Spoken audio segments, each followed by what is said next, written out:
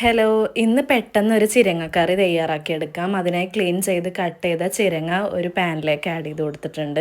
ഇനി അതിലേക്ക് 2 പച്ചമുളക് ആഡ് ചെയ്യാം.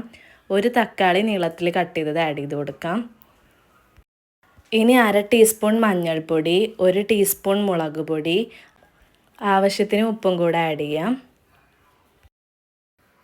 ഇനി അതിലേക്ക് 2 കപ്പ് വെള്ളം ഒഴിച്ചു കൊടുക്കാം. ഇനി നന്നായി മിക്സ് ചെയ്തതിന് ശേഷം അടച്ചു വെച്ച് വേവിക്കാം.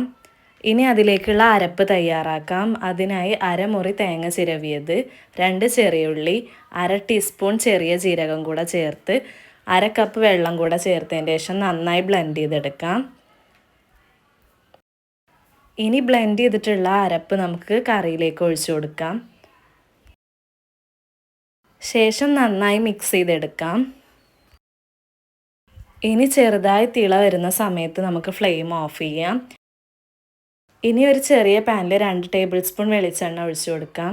അതിലേക്ക് 1/2 ടീസ്പൂൺ കടുക് ആഡ് ചെയ്ത് പൊട്ടി വരുന്ന സമയത്ത് 2 വറ്റൽമുളക് ആഡ് ചെയ്ത് കൊടുക്കാം.